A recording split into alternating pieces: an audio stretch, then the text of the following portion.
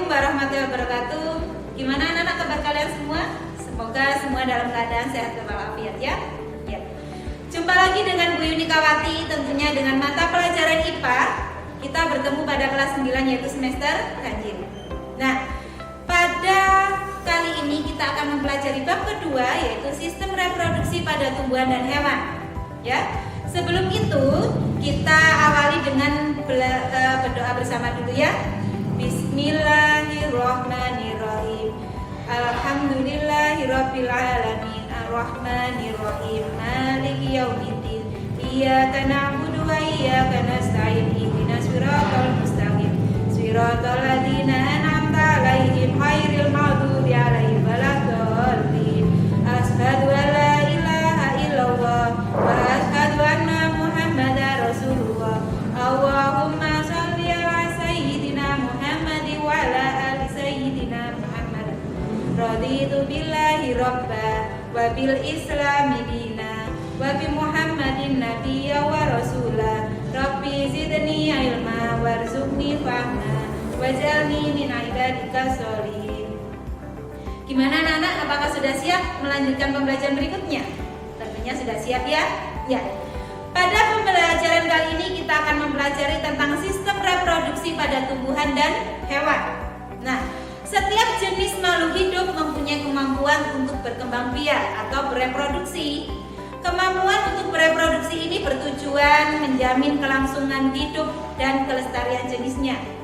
Sistem reproduksi makhluk hidup berbeda-beda, demikian pula cara reproduksi makhluk hidup juga berbeda. Ya.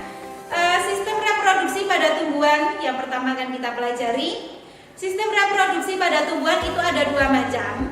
Ada reproduksi vegetatif dan reproduksi generatif.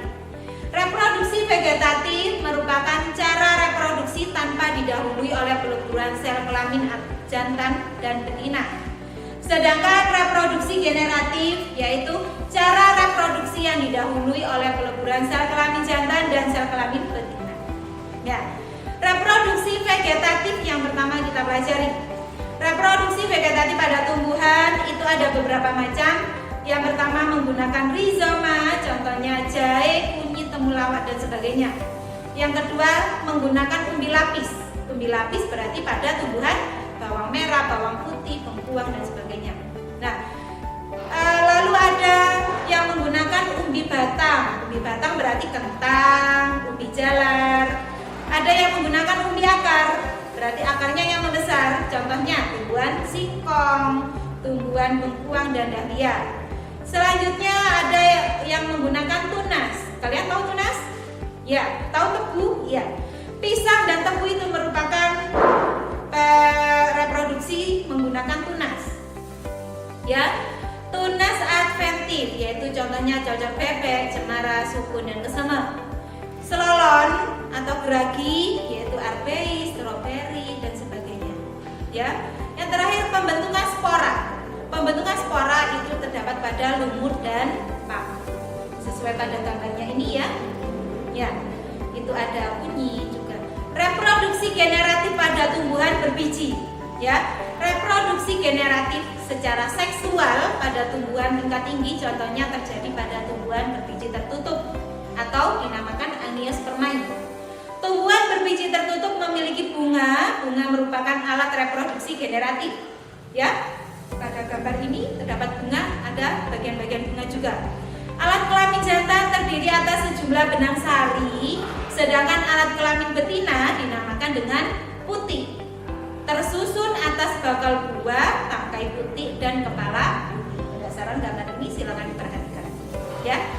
Pembentukan sel kelamin jantan dan betina di dalam ruang sari dalam ini ya terdapat sel induk mikroskopis diploid. Sel induk mikrospora membelah secara meiosis dan menghasilkan 4 sel mikrospora haploid. Berdasarkan ini, nah.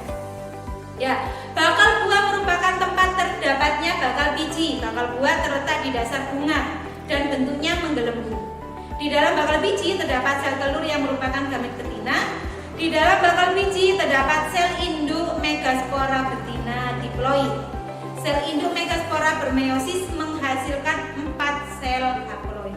Dalam gambar ini sudah jelas ya yang tadi Bu Yuni jelaskan. Kita masuk ke tugas yang satu. Ya, penyerbukan pada tumbuhan berbiji. Berdasarkan asal serbu sari, penyerbukan dapat dibagi menjadi 3, yaitu ada penyerbukan sendiri atau autogami, yang kedua penyerbukan tetangga atau geitonogami, yang ketiga penyerbukan silang atau alogami. Tugasnya silakan kalian cari apa istilah di atas yang Bu Yuni sebutkan tadi beserta contohnya. Jangan lupa di lembaran ya. Ya. Selanjutnya pembuahan pada tumbuhan berbiji. Ya. Pembuahan merupakan proses peleburan antara inti sel kelamin jantan dan betina. Pada tumbuhan berbiji tertutup terdapat 2 kali pembuahan sehingga disebut pembuahan ganda. Berdasarkan gambarnya ini ya. Ya. Setelah terjadi pembuahan, bakal biji akan berkembang menjadi biji dan bakal buah akan berkembang menjadi buah.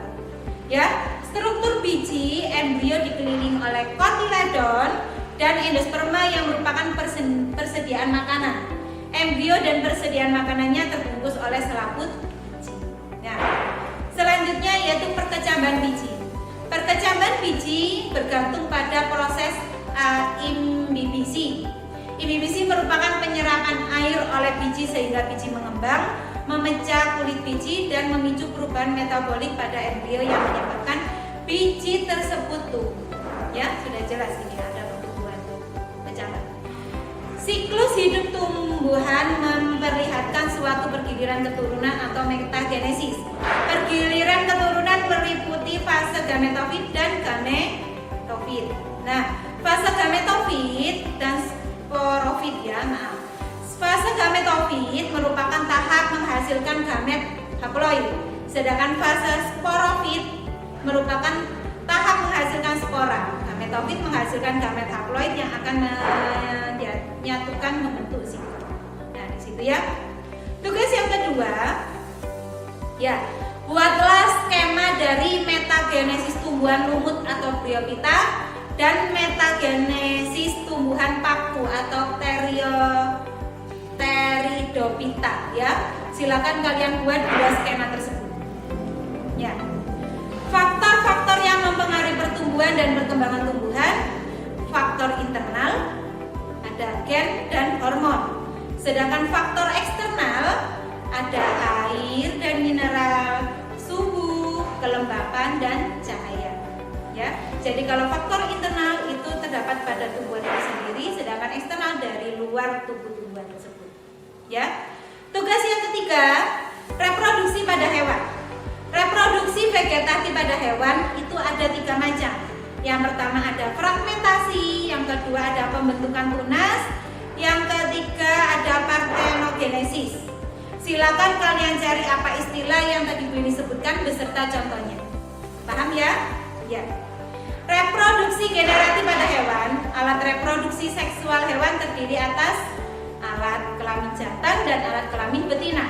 Alat kelamin jantan disebut dengan testis yang menghasilkan sel kelamin jantan atau sperma. Alat kelamin betina disebut ovarium yang menghasilkan sel telur atau ovum. Pembentukan sel kelamin jantan dan betina, ya berdasarkan gambarnya ini, proses pembentukan sel kelamin atau gamet disebut gametogenesis. Gametogenesis pada hewan dibedakan menjadi pembentukan sel kelamin jantan dan pembentukan sel kelamin betina. Ya. Selanjutnya pembuahan pada hewan. Pembuahan merupakan proses peleburan antara inti sperma dan sel telur. Pembuahan pada hewan-hewan ini terjadi di luar tubuh induk betina sehingga disebut pembuahan eksternal. Ya, induk betina melepaskan sel telur yang sangat banyak ke dalam air. Induk jantan mengeluarkan sel-sel sperma ke lokasi sel telur berada sehingga terjadinya pembuahan. Sebaliknya, pada hewan yang bukan organisme akuatik terjadi pembuahan internal. Berarti di dalam tubuhnya pembuahan internal jadi di dalam tubuh induk betina. Ya. Pertumbuhan dan perkembangan hewan ada perbedaannya ya. Pertumbuhan adalah pertambahan ukuran dan jumlah sel yang mengakibatkan bertambah besarnya ukuran tubuh makhluk hidup. Pertumbuhan bersifat inversibel sehingga makhluk hidup yang tumbuh tidak dapat kembali ke ukuran semula. Sedangkan perkembangan merupakan proses menuju kedewasaan yang ditandai dengan terspesialisasinya sel-sel menjadi struktur dan fungsi tertentu. Ya, perkembangan disebabkan terjadinya perubahan bentuk pada tubuh yang bersifat kualitatif. Pada siklus hidup hewan tertentu, terjadi perubahan bentuk tubuh dari embrio sampai dewasa yang disebut dengan metamorfosis. Ya, ada metamorfosis sempurna dan ada metamorfosis tidak sempurna. Ini ada gambarnya juga. Metamorfosis sempurna terjadi pada katak dan kuku-kuku, sedangkan metamorfosis tidak sempurna terjadi pada belalang. Kalian pasti sudah tahu itu ya. Pembelahan sel itu ada mitosis dan ada meiosis. Mitosis merupakan pembelahan sel yang menjadi 2 sel baru dengan jumlah kromosom sel anak sama dengan jumlah kromosom sel induknya. Sedangkan meiosis merupakan pembelahan sel menjadi 4 sel baru. Kalau mitosis menjadi 2 sel, sedangkan meiosis menjadi 4 sel. Sudah paham tadi yang Brini jelaskan? Tentunya sudah paham ya. Sebelum kita akhiri, kita berdoa bersama dulu ya. Bismillahirrahmanirrahim. Asyhadu an la ilaha illallah wa asyhadu anna Muhammadar Rasulullah. Allahumma sholli ala sayyidina Muhammad wa ala ali sayyidina Muhammad. Wal asri innal insana lafi husri illa ladina amanu wa amilus solihati wa tawassaw bil haqqi wa tawassaw bis sabri. Allahumma arina haqqa haqqa warzuqna ittiba'ahu wa arinal batila batila warzuqna ijtinaba walhamdulillahi rabbil alamin. Semoga apa yang kita pelajari bermanfaat. Pesan Bu Yuni, tetap jaga kesehatan dengan cara makan makanan yang bergizi, sering cuci tangan menggunakan sabun hingga bersih, dan menggunakan masker apabila keluar rumah. Ya, tugasnya jangan lupa dikerjakan di lembaran dan jangan lupa dirangkum juga di buku tulis. Silakan dikumpulkan tepat waktu. Semoga apa yang kita pelajari bermanfaat. Wabillahi taufiq wal hidayah. Wassalamualaikum warahmatullahi wabarakatuh.